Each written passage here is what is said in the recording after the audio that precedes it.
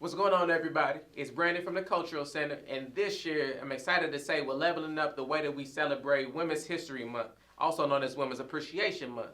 We're doing that by celebrating and appreciating a few wonderful women in and around our Louisville campus and community.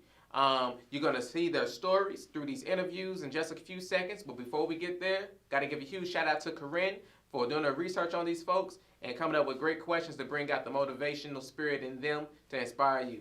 Thank you so much, Corinne, and we hope you all enjoy this. Lady, get away now. Cause tonight we gon' do what we want to. Lady, get away down.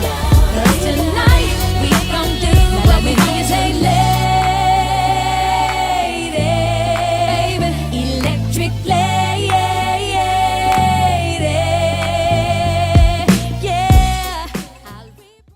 and we are live. Good morning, afternoon, evening, midnight hour, whatever it is, wherever you may be. I'm Brandon Bailey from the Cultural Center, and I am here today joined by this highly esteemed Dr. Meera Alagaraja at the University of Louisville, where she is a professor in the College of Education and Human Development.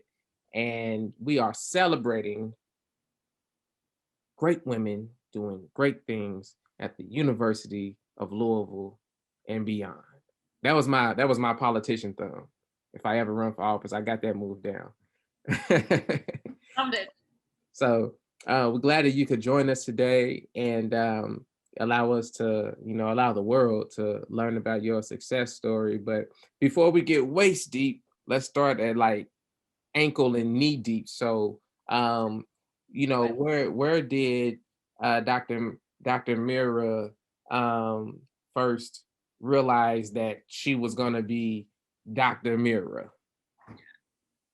Well, that was never a straightforward journey, because for many reasons you don't grow up thinking, or at least I didn't grow up thinking that I could actually be faculty or be at a university. I never thought of that.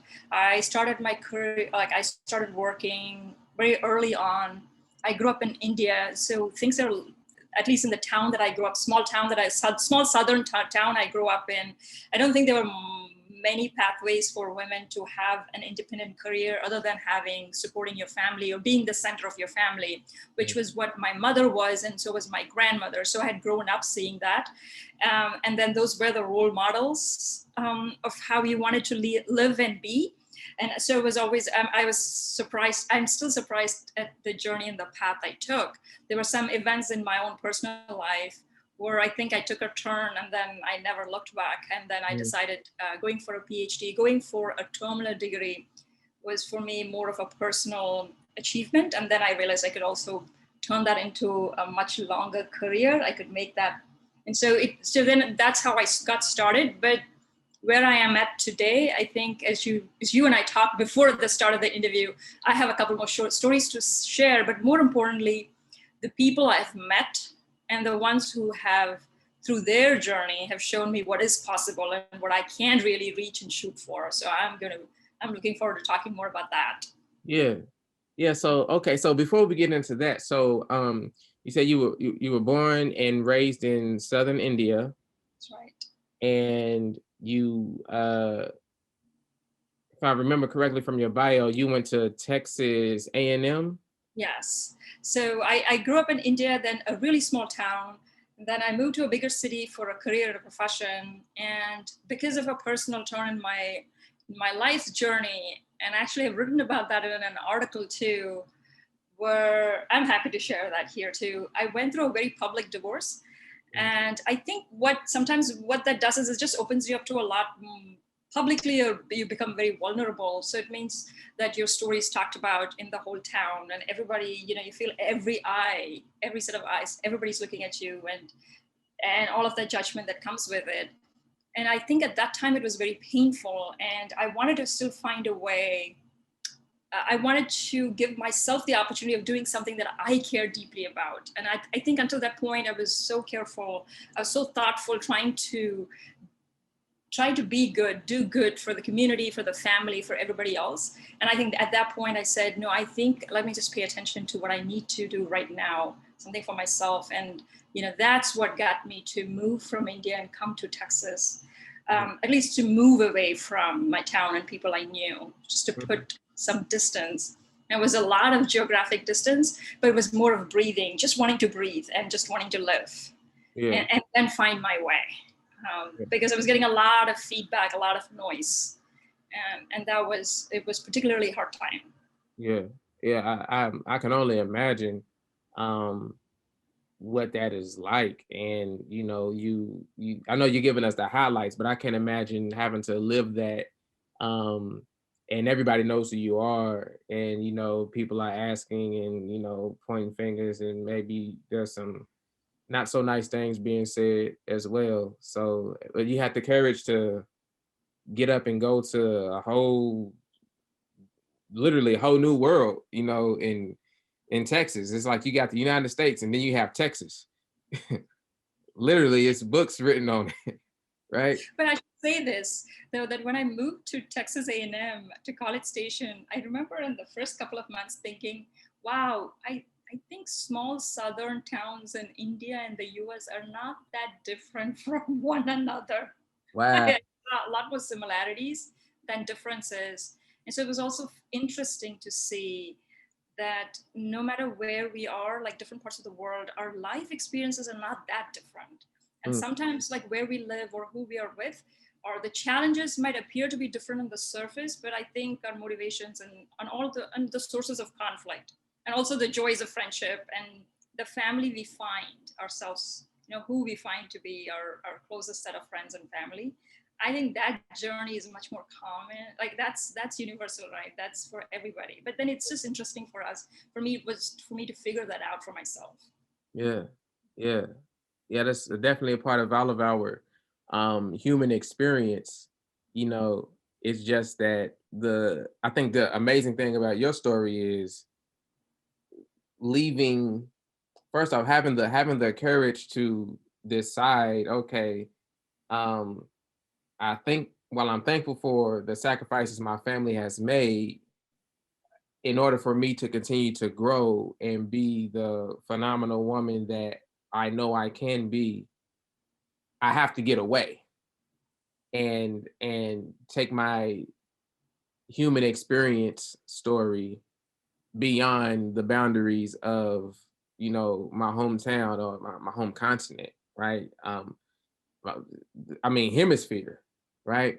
So we YouTube family, we're in Kentucky, and we have our challenges in Kentucky. And the wonderful thing about educational centers such as University of Louisville, Sullivan Simmons College, and on, so on and so forth, Bellarmine University, Kentucky State, education affords people who are born in this state and don't necessarily have the means to see the world, to experience the world within a university setting. And I think it's really dope that your story can impact so many people, in knowing your some of the painful meandering it took to get to where you are now. So I want to ask about your what were your mentors like going through, up to this point now?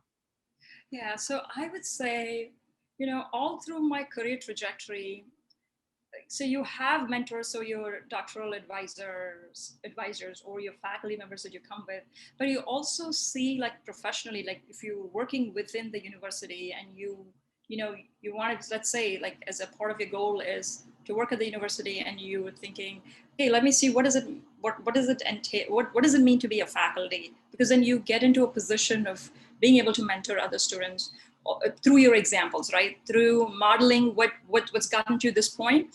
And if that experience in any way can be helpful for somebody else who's coming up and who's coming along the path. And to me, I think so I want to talk about my experience at UofL, because that's something, the UofL community, this could be meaningful for folks here, especially the people. So I would say my first department chair, Dr. Bridget Preglasco. So when I landed, I finished defended my dissertation, And within a week, I was here at UofL and starting my job within a week. And the first month, I don't know about how many folks out there who are just finishing, graduating, getting out. Like, when you're trying to land a position, the first month, when you start a new position, especially being a graduate student, it's very possible, at least in my case, I had nothing. So I literally moved here, got an apartment, but I didn't have money that first month to pay for anything. And somehow my department chair figured out that I would have to wait at the end of the month for my salary to come in. And I remember she just asked me to get into the car with her. She said, why don't you just get into the car? She took me to the bank and she handed me, I don't want to say, I don't know if she'd be comfortable if I go in more into the details, but essentially she withdrew money and she gave me money. She said, I don't want you to eat just like cantons of black beans or something and rice for the first 30 days till you get your paycheck. I don't want that. I want you to feel comfortable. You're really welcome. We wanted you here. We have fired you here. And she said, you can, and we never talked about when I would return the money or what it was. It was just a matter of trust. So I think that was very powerful for me.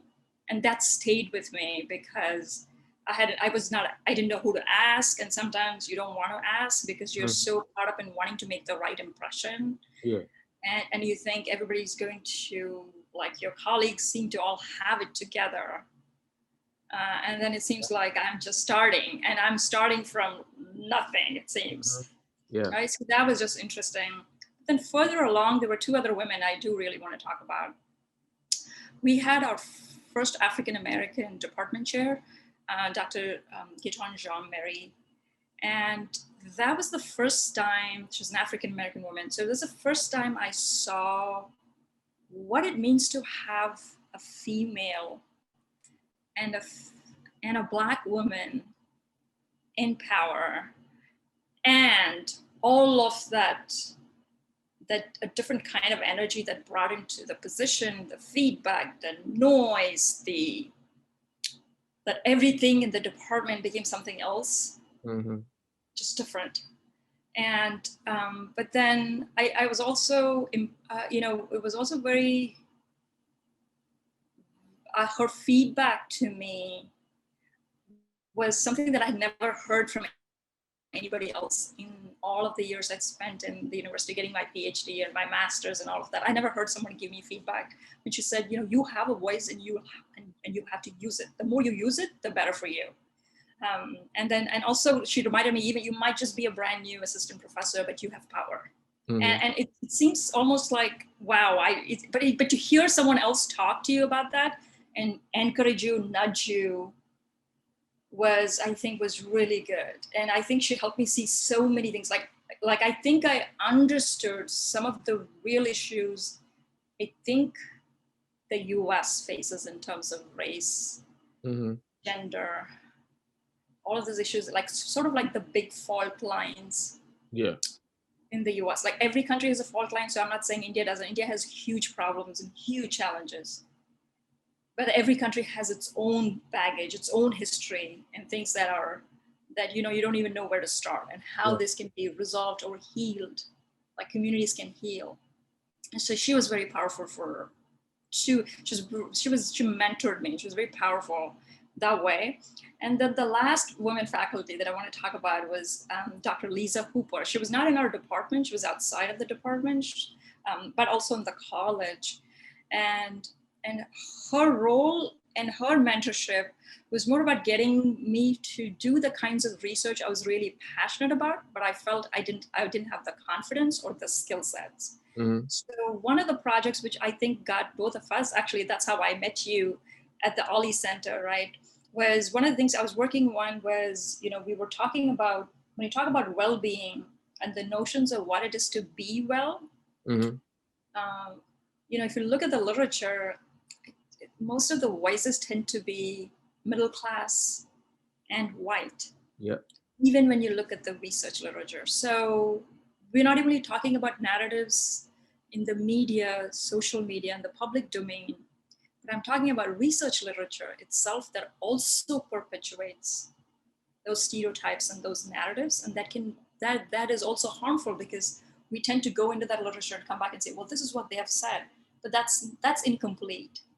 That doesn't center the voices of anybody who's not middle class, upper middle class, or white. And so I think for her, mentorship was really helpful for me, because in a way she helped, or we together we were able to pull a team of all women colleagues, researchers from UofL. And I think except for, and a majority of them were Black women. Yeah. In the research team. And the site for research was at the West End.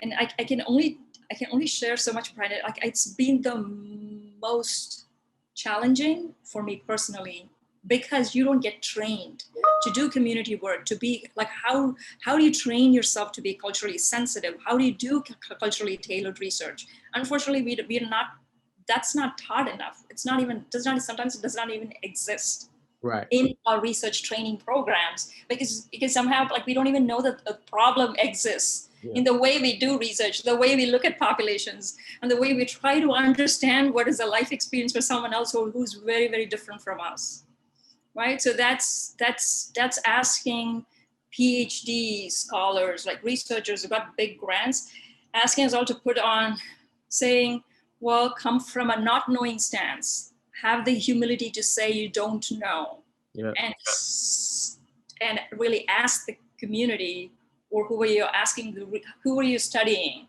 or who you're inviting to be a part of the conversation with you, to teach you about what you need to know. So I think that's the power when you do a good research, where the heart and the purpose of what we're doing is in the right place, because then afterwards you can figure everything else out.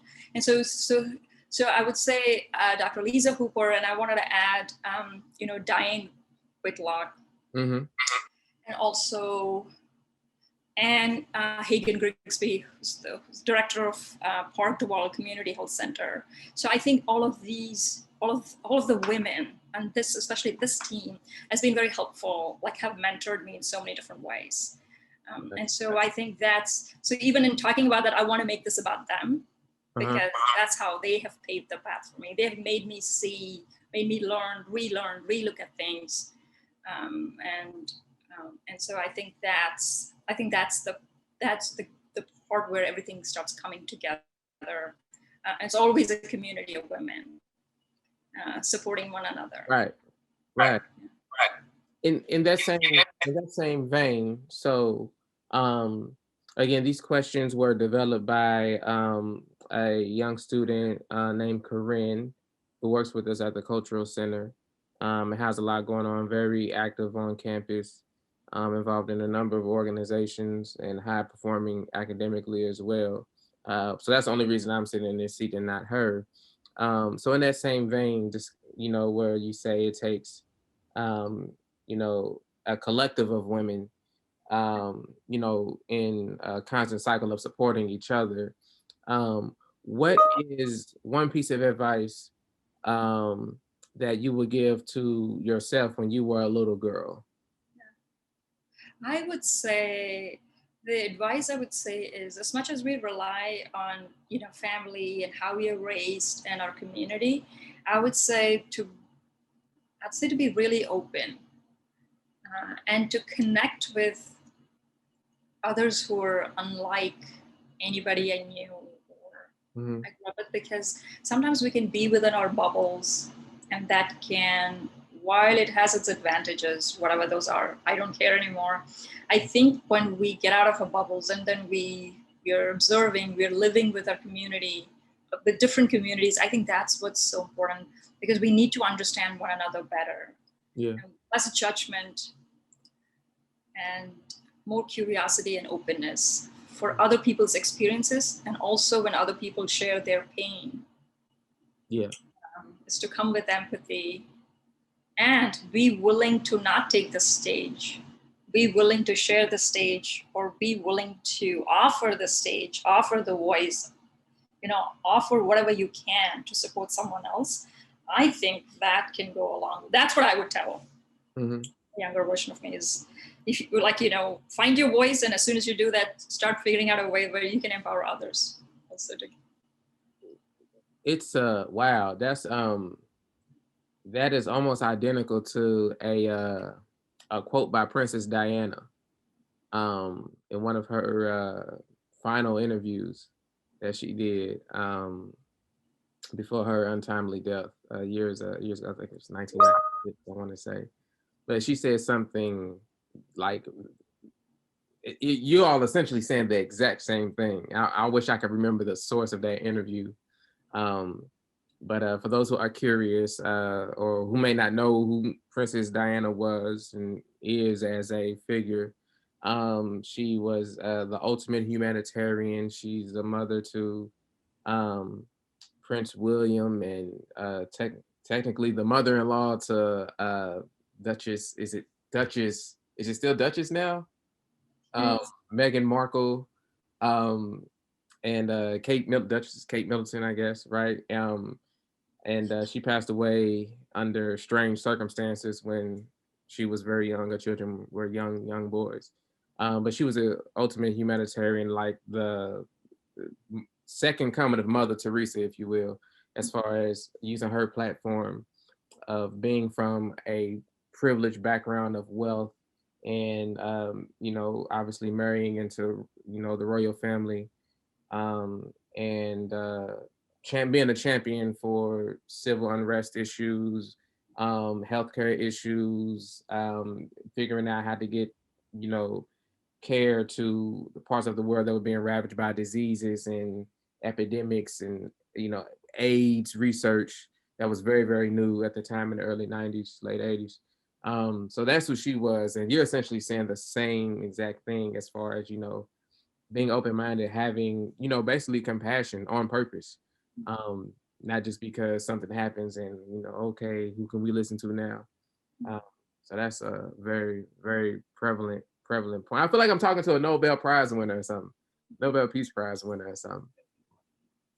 Well, your questions are great. So, they're taking me back, sort of like revisiting. And I thought about this too before our conversation today. I said, who are the other women I really want to shine the spotlight on? Yeah, most definitely. And again, I had nothing to do with these questions other than just asking them. So big shout outs to Corinne. So being from how long were you in Texas?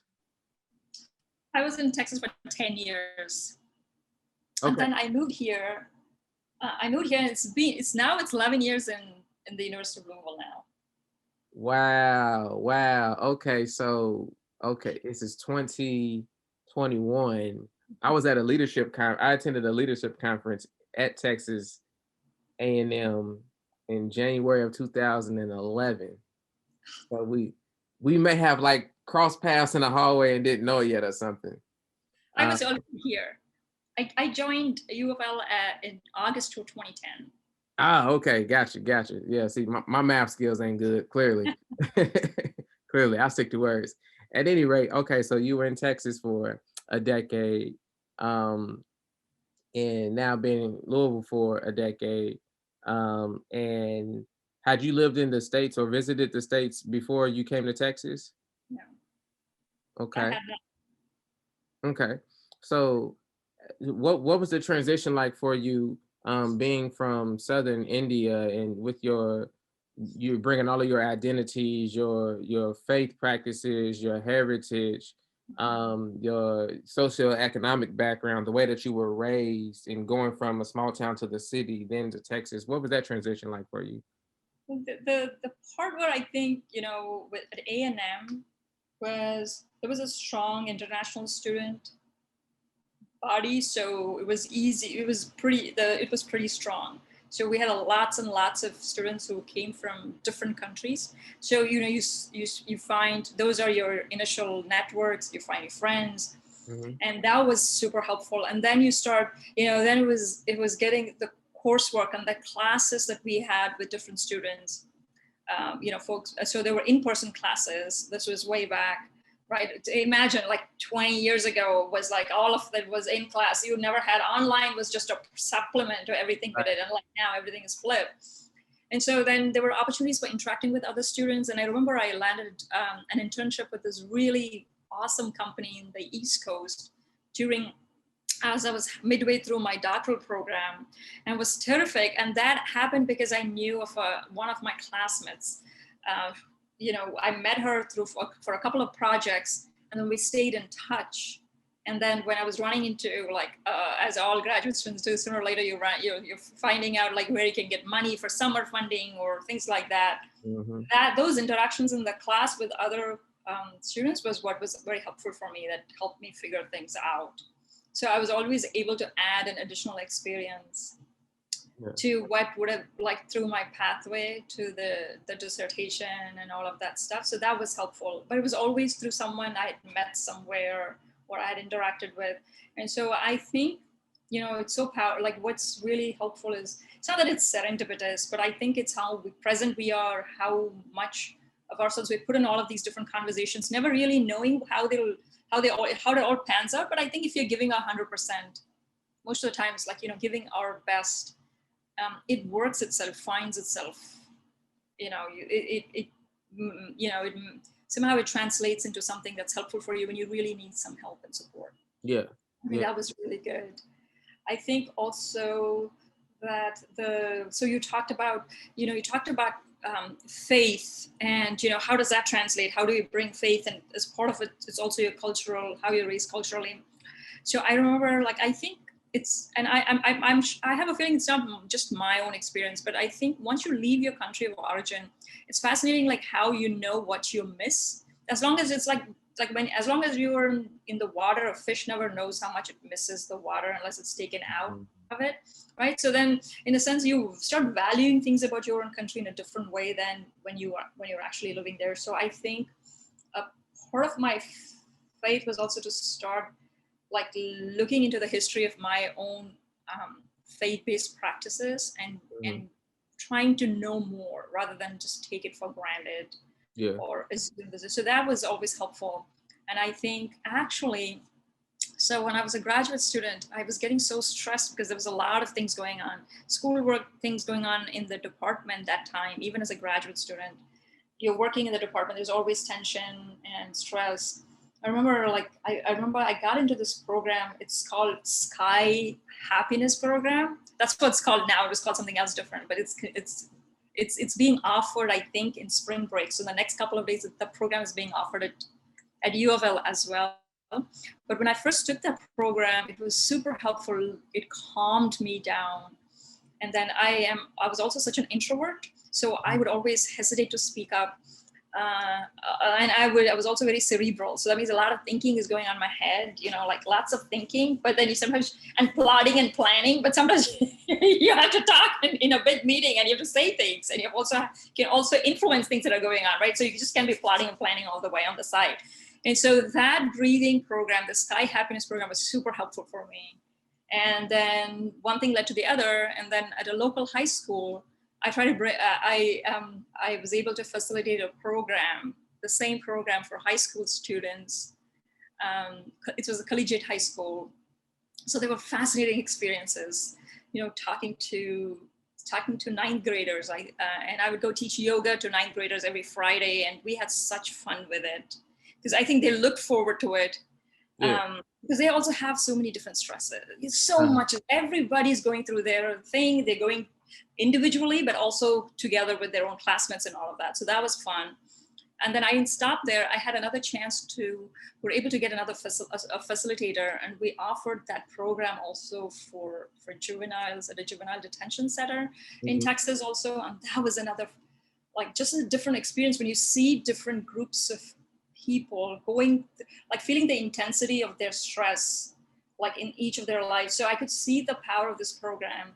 And so I think that helped me. And it was also, I think it was based on breathing practices, but it was just light and fun and very joyful. Yeah. And it's just, so I'm glad you asked me that question, and I wanted to share that. But I would have never known that when I was back in India, and somehow I realized the value for it after I got here. Right. It's like you said, the fish doesn't appreciate the water until fish is on dry land and needs that water. Right? Yeah, absolutely. So with being at UofL now, and you're leading research projects, You've been involved with the community very much so over the years. Um, and as a seasoned, professional now in higher education, um, what are some, well, let me just ask her how she's written it. Are there any assumptions or stereotypes about women in your career field, obviously, here higher education? Are there any stereotypes about women in your career field that you would like to see changed? Like I'm already laughing. I was like, "Ah, yes. And where do we start, right?" Right. So the one thing I think it's fascinating, and I just want to share just my experiences. I've heard, you hear a lot from your colleagues too. I think it's so sometimes, like you're speaking at a meeting and you're sharing something, but then like just like right after you finish saying, a male colleague might pipe up and say exactly the same thing, and then all of the credit for the ideas and everything goes to the colleague, and people never circle back to you. So I find that happen, and I'm not the only one, right? So when I talk about it to other colleagues, they're like, yes, it's happened to me. So that's also that sharing, and so that's interesting. I think also sometimes, I think where it gets really challenging is when you have students of color, um, and then as a faculty, like um, like I am aware of the kinds of resources and the kinds of experiences, like learning experiences, that sometimes can be different for students of color. That means they don't get this exact, they don't get similar access to resources, networks, support, another opportunity, another chance, Right. right? Or the work is perceived differently, the value, the quality of the work. And I'm saying that's much more subtle than that, right? It's harder to pinpoint. But you know that over time, you see how the system is set up in ways we value work differently, unconsciously, right? Consciously, and also, you're not even aware of like the how unintentionally you can be biased, Mm-hmm. right, to work. And so one of the things I have wanted to be, so instead of trying to blame, others, or, but one of the things I have been is I do my own check to see, am I being fair in this moment? Mm. Am I being fair to this student? If it was another, if I had to change anything about that student or think about them in another context, am I being as compassionate as I can be in this moment? And so sometimes just checking on my own internal conversations, monitoring myself, has been very powerful, because then it always grounds me a little bit more. Yeah. And also I feel like I need that to monitor and check regularly to see, am I being the most transparent, the most supportive, the best that I can be in this moment for this particular student. And we've had some conversations in the classroom too. Not enough, but we've had conversations in the classroom. And some of the feedback that you get from students over time, especially from students of color, I think, and when I hear their voices, over time, I should say, right, I get to a point where sometimes I can get a little bit blunt. So I'll see a student walking and say, okay, so we want more of you this side. So it's great that we are having you as students, but once you graduate, how can we persuade you to come and take up faculty positions? Mm-hmm. Because then more of you come and take over the faculty, but then we can really get after some of these inequities that exist in the system. Right. Right. Right. So that's the part where it's like, how can we persuade? How can we invite?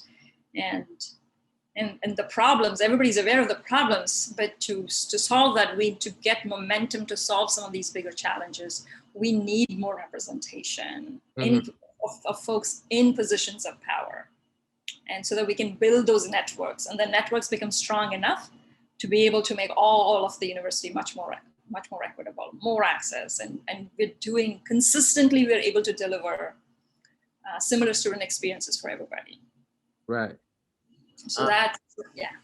So in speaking on some of those challenges, right, that we experience in higher education, and of course we know students experience challenges at the, place and point in life where they're at, as a whole and as individuals. In your opinion, what do you believe to be the biggest challenges for young women entering adulthood? Okay, great question. I think great question. I think I think the challenges might have changed somewhat, but the intensity of those challenge, the content of the challenges might be different from somebody coming like maybe 10 years ago versus what's happening right now with social media, with an explosion of everything, right? Just, Mhm. so much, like you get so distracted at such a young age from the time you're young. So I would say, I wish I had an answer, but I don't, Mhm. because, like it's just hard, it's just super hard. I was so like so education, trying to, it's just getting a good education, good access to, like getting a good start, and what that start looks like. um that's probably, I would say, like if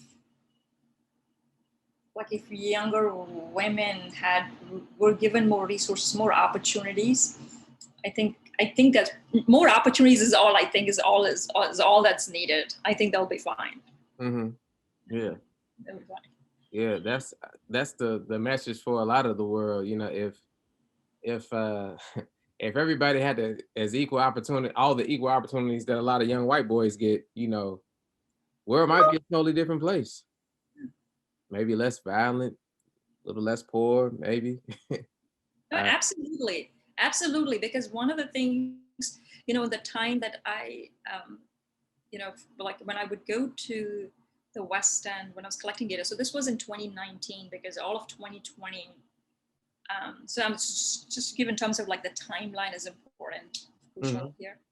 Um, but it's also seeing like what, like only when you're spending, even if it's a couple of hours in the community, where you're waiting to talk to participants who are coming, who are walking to your desk, and you're giving them an opportunity to participate in the study. But then all of that during the time, you have a sense of just observing what's going on, and you see that even if it's something, what's heartbreaking, I think, for me is, growing up in India, you see poverty is right there in front of your face. Like you can't get away. Nobody escapes it. Like you see it, but then over time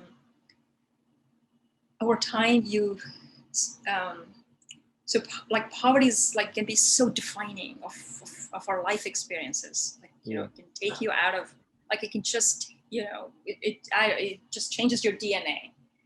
But I think when in the intersection of poverty and race, so it's like how do you figure out like what those opportunities can be? So we're able, and how can we create that, or how can you offer that, or what can the community tell us about what's important for them? And then how do you figure a way for, so that if you want to change your circumstances, you should be able to do that. It should not be that difficult. And so I think like a part of my conscience where like I still struggle with, I think the US is so wealthy as a country. So I think with all of the money, if money can solve the problem, then the US should be able to do it Yeah. more than some other country like India or other countries where there are other challenges. Just resources are just not there. You struggle with a lot of other basic necessities, and you think of a wealthier country like the US, and you're like, if money could offer access and opportunities, then why is that not happening? Right. Or to the extent which you can support. That's something I grapple with, that I don't know. Yeah. That's a very interesting thought.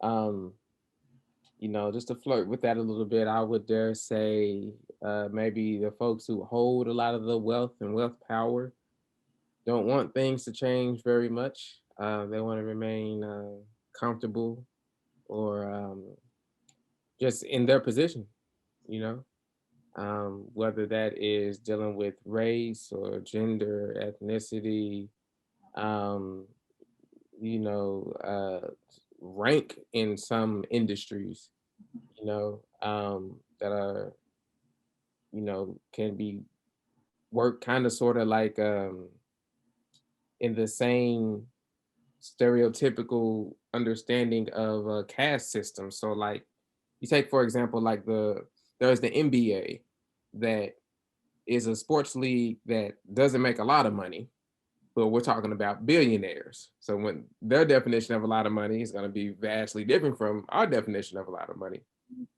But by and large, those folks own those teams because it's a hobby that they have. And maybe that team supports 6 other businesses that they have that are very profitable. Then you have the WNBA, who's often owned by the same owner of the NBA. But for reasons that folks want to admit to, there's a huge discrepancy in wage gap between what an NBA player makes and what the WNBA player will make, right? So why is that?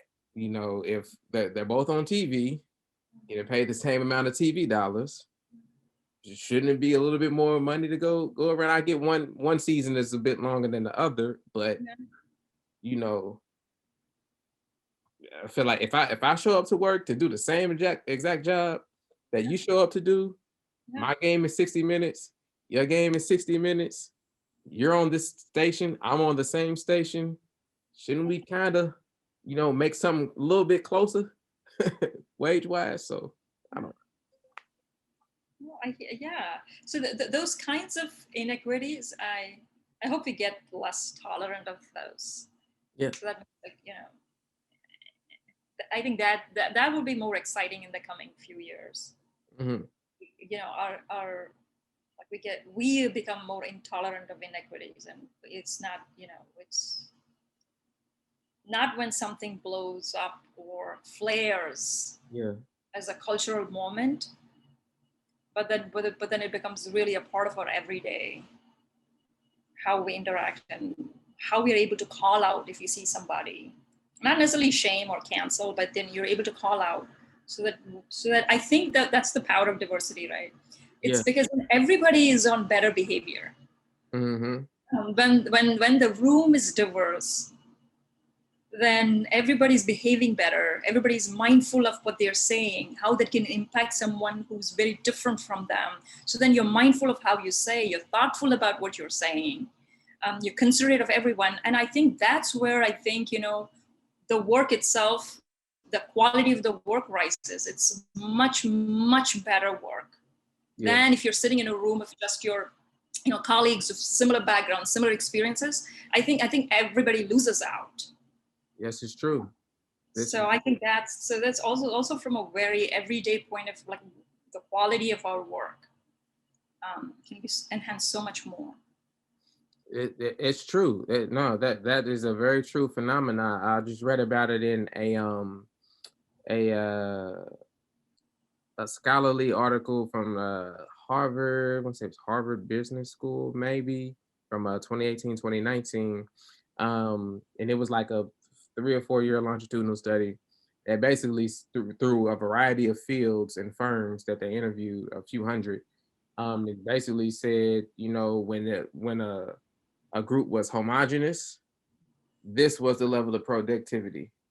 When a group was very diverse, this was the level of productivity. And I talked about that in legal systems and corporate systems, higher education, so on and so forth. And it was undeniably true.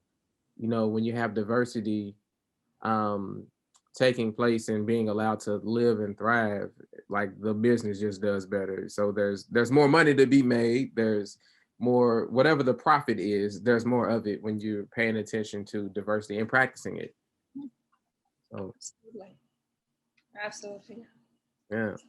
So we thank you for your time, and we thank you for sharing your story, and even going over some of the painful moments that you had to go through to get to where you are now. And we're happy to have you thriving at UofL and being a very influential member of our Cardinal family. And we will definitely probably will be sending at least a couple students your way to pick your brain on some things, as we're hearing from students on a daily basis. So, and we look forward to, being a part of the great things that you're doing, and collaboration in some way or form, in these years and semesters to come. So Absolutely. Absolutely. I'm looking forward to it. So send them my way. I'm more than happy to support whatever way that's helpful for them. Yeah, I look forward to it. And then hopefully you and I will stay in touch too. absolutely, yeah, absolutely, yeah. I like being around superheroes. So yeah, I'm here for it. Awesome. Awesome. Baby, get away.